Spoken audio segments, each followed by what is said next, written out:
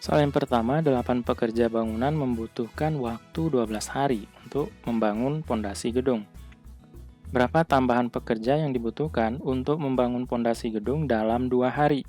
Nah, jadi kita bikin ini pekerja, di sini hari, ya. 8 pekerja ini butuh 12 hari. Kalau pengen selesai dalam 2 hari, maka pekerja yang dibutuhkan berapa? Nah, teman-teman harus bisa membedakan apakah ini perbandingan senilai atau berbalik nilai, ya. Untuk kasus kita ini, 8 orang selesai dalam 12 hari. Nah, kemudian kalau pengen cepat selesai atau harinya semakin sedikit, ya, tentu caranya gimana? Caranya adalah pekerjaannya harus banyak, gitu ya. Nah, berarti semakin sedikit harinya, maka pekerjaannya harus semakin banyak. Itu artinya perbandingan berbalik nilai, ya. Sedikit, kemudian lawannya banyak. Nah, itu kan berbalik ya.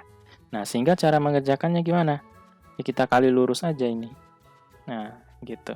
8 kali 12 sama dengan X kali 2 atau 2X, ya.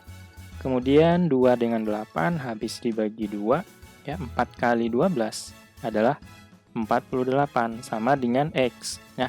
Nah, ini total seluruh pekerja yang dibutuhkan untuk menyelesaikan dalam 2 hari. Nah, pertanyaan soal adalah tambahan pekerja yang dibutuhkan, ya. Kalau tambahan pekerja awalnya kan 8, ya, supaya jadi 48 berarti ditambah sebanyak 40.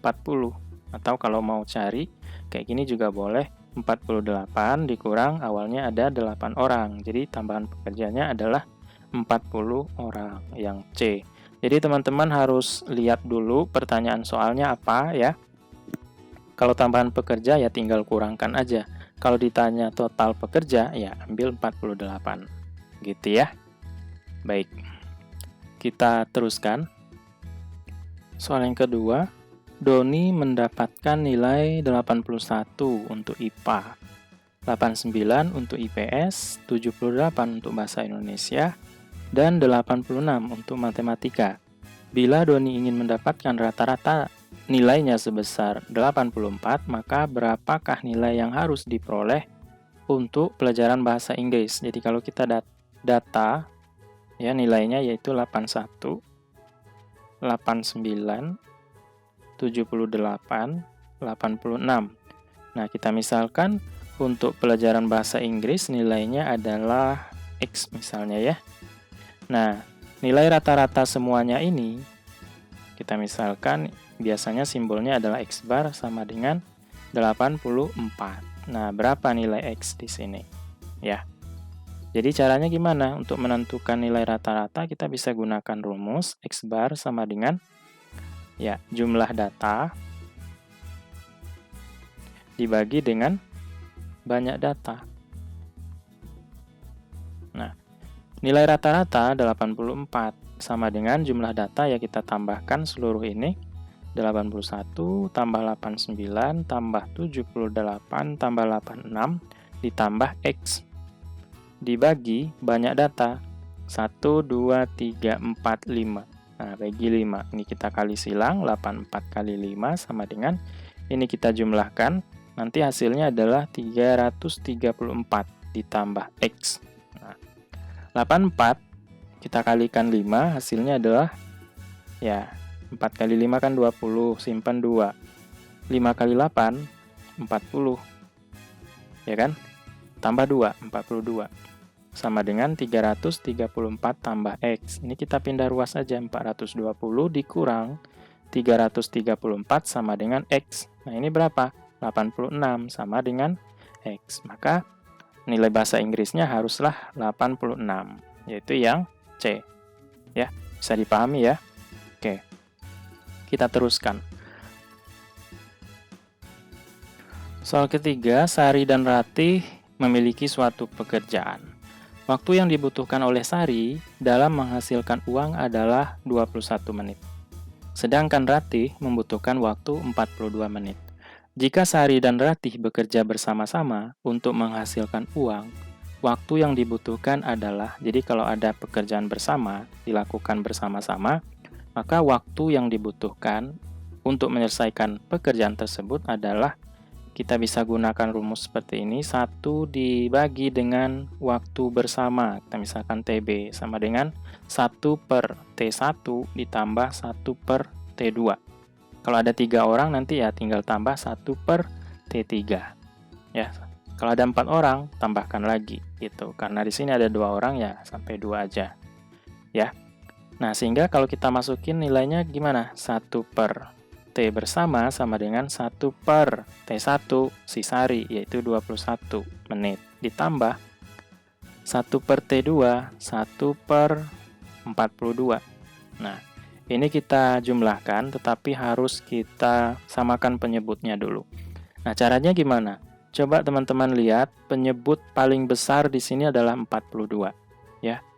Nah, kita uji, apakah 42 ini habis dibagi 21? Ya, habis, ya kan? Nah, berarti penyebutnya harus kita buat dalam bentuk atau dalam nilai 42. Caranya gimana? Supaya jadi 42, ya kali 2. Yang di bawah kali 2, maka yang di atas juga harus kali 2, ya, biar adil, gitu ya. Sama dengan 1 kali 2, 2 per 21 kali 2, 42, ditambah 1 per 42.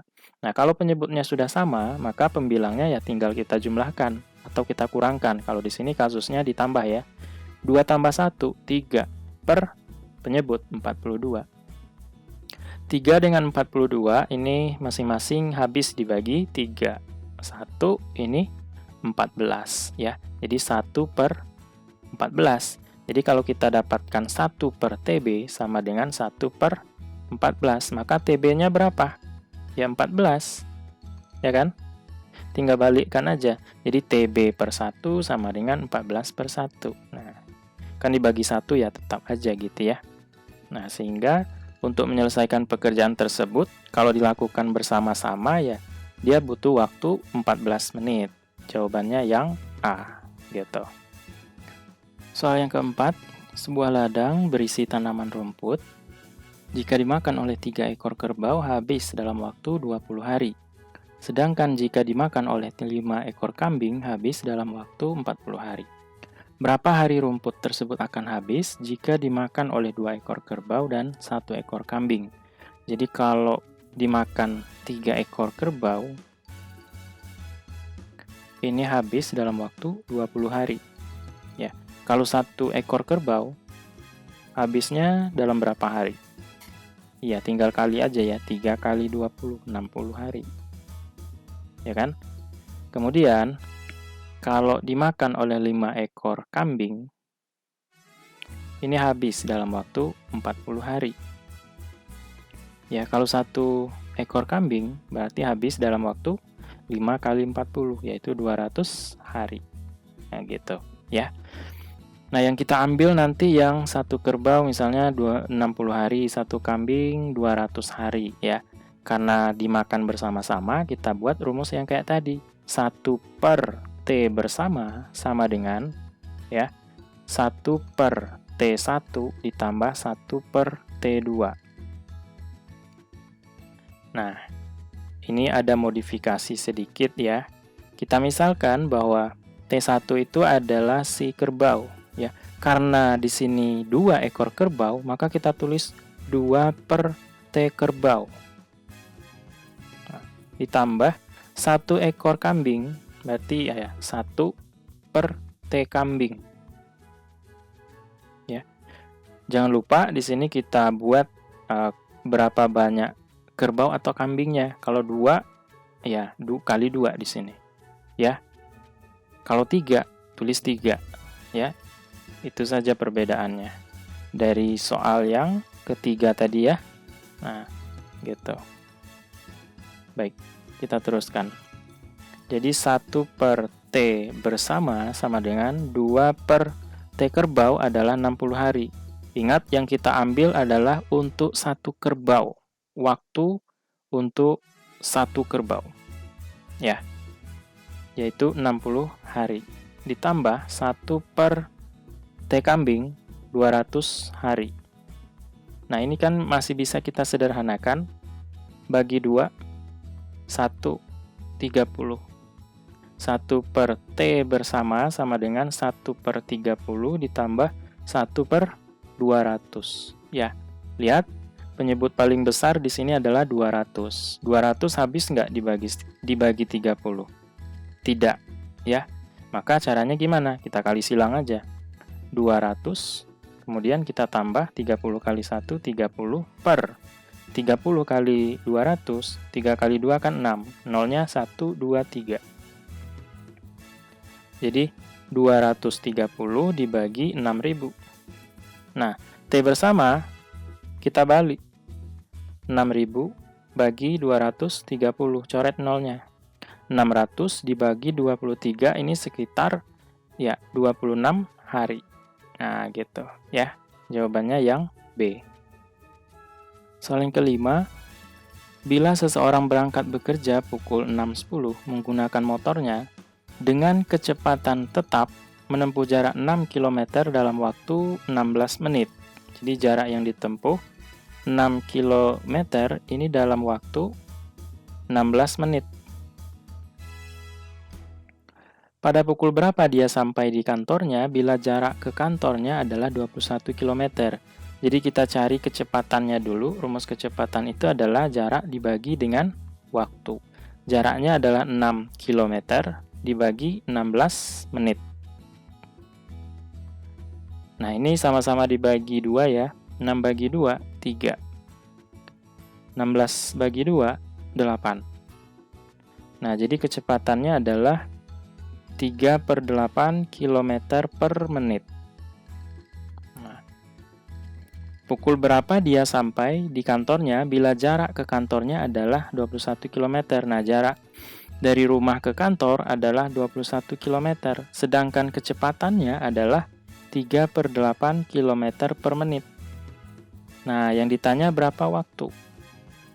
Nah, teman-teman masih ingat kan rumus Jokowi gitu ya. Kalau mau cari waktu berarti jarak dibagi dengan kecepatan. Nah, gitu. Ya, jaraknya berapa? 21 km per kecepatan 3/8 km per menit. Kilometernya kita coret, nanti satuan waktunya adalah menit karena kita gunakan di sini satuan menit ya. 21 dibagi 3/8. Ini kan 21/1 gitu ya. 21 boleh kita rubah ke perkalian, tetapi pembaginya kita balik menjadi 8/3. 21 dengan 3 habis dibagi 3, ya kan? 21 bagi 3, 7. 7 kali 8, 56. Satuannya apa? Menit. Karena dia berangkat pada pukul 6.10, ditambah 56 menit, berarti berapa? Ini kan sama saja dengan 6.10 ditambah 50 menit ditambah 6 menit, kan gitu. 6.10 ditambah 50 menit adalah 7.00 ditambah 6 menit. Jadinya berapa? 7/6. Nah, gitu ya. Jawaban yang tepat yang D. Lanjut ke soal yang ke-6. Jika dalam suatu kantor perbandingan antara pegawai wanita, jadi wanita banding dengan pria, itu adalah 5/3. Berapa persentase jumlah pegawai wanita pada kantor tersebut? Jadi, persentase wanita sama dengan berapa banyaknya wanita, perbandingannya ya, dibagi dengan seluruh perbandingan, yaitu wanita tambah pria dikali 100%. Nah, bagian wanitanya ada 5. Per wanita 5 ditambah dengan prianya 3 dikali 100%. 5/8 dikali 100%. Nah, kemarin kita kan sudah bahas, ini kan pecahan sederhana ya, yaitu 5 dibagi 8 adalah 0,625 dikali 100%. Nah, kalau ini dikali 100%, tinggal geser komanya ke kanan ya. Sebanyak berapa? Nolnya di sini ada 2, berarti 2. Ya, jadinya 62,5%. Ya, jawabannya yang E. Soal ke-7, absen sinonimnya apa? Apakah A. bolos, B. hadir, C. tidak menentukan sikap, D. ragu, atau E. ada? Nah, absen itu kan artinya adalah tidak masuk, ya kan? Tidak masuk kerja, tidak masuk sekolah, atau dengan sinonimnya adalah bolos, ya kan? Nah, sehingga kita pilih yang A. Soal ke-8. Sinonim dari kata penguapan. Apakah A. Dehidrasi? Nah, dehidrasi ini artinya adalah kehilangan cairan tubuh.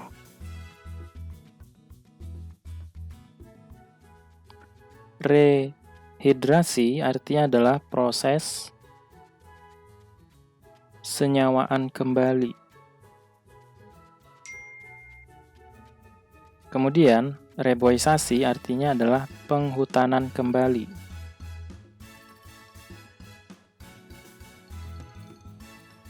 Evaporasi adalah penguapan. Kalau evakuasi artinya adalah pengungsian atau pemindahan.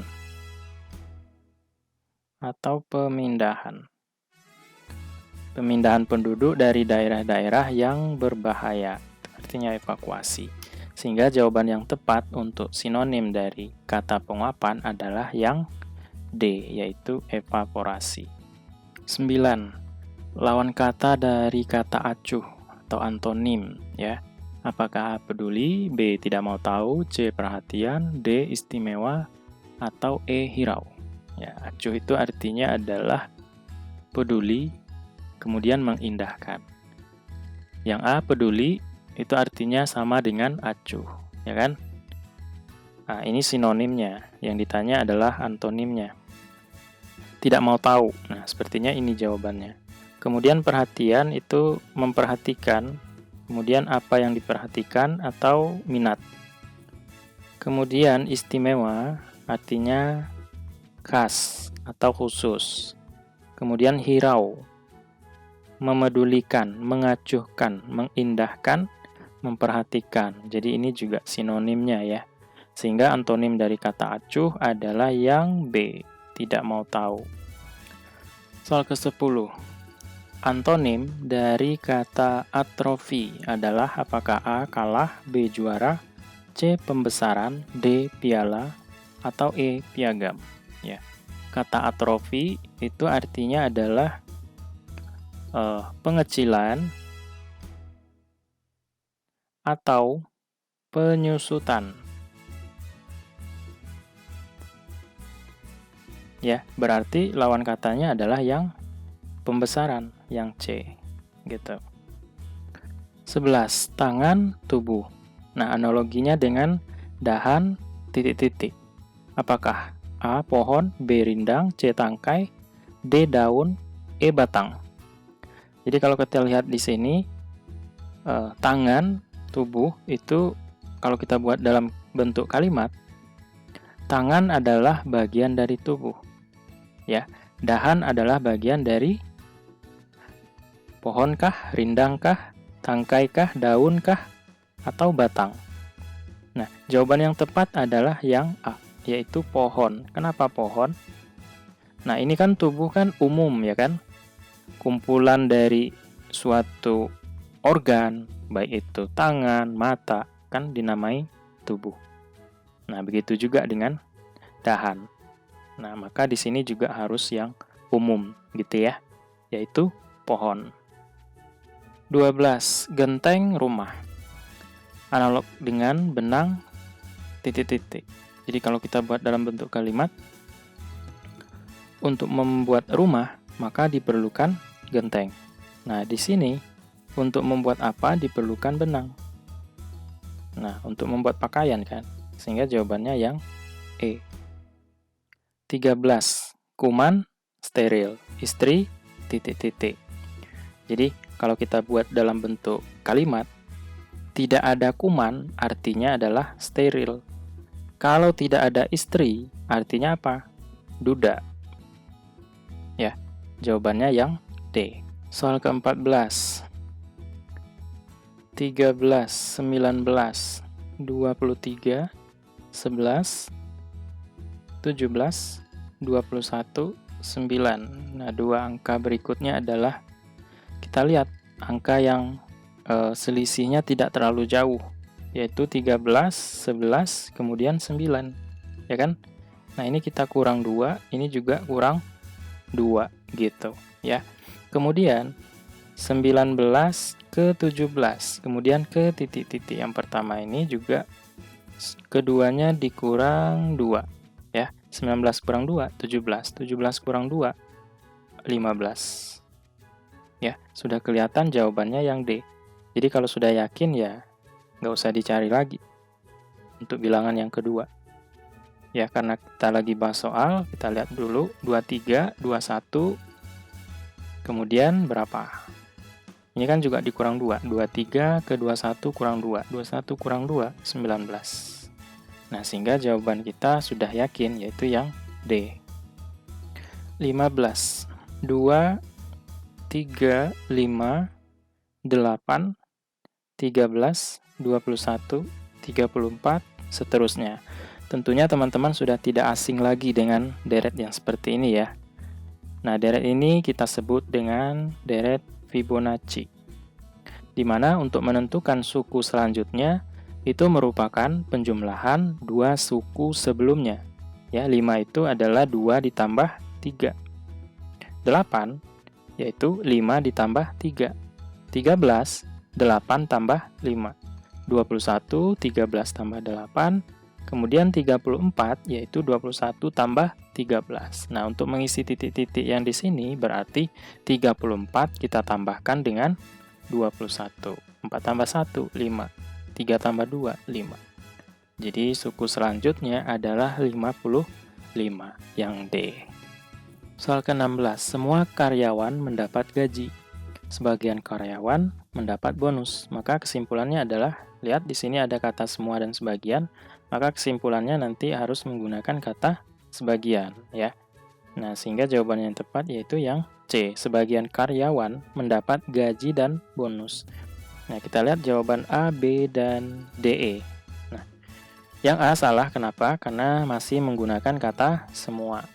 Kemudian yang B, karyawan yang mendapat gaji selalu mendapat bonus. Tidak ya, ini bertentangan dengan premis yang kedua. Yang D, karyawan yang mendapat gaji tidak mendapat bonus. Nggak tepat juga, karena sebagian karyawan mendapat bonus. Yang E, karyawan tidak mendapat gaji dan bonus. Nah, ini bertentangan dengan premisnya. Sehingga jawaban yang tepat adalah yang C.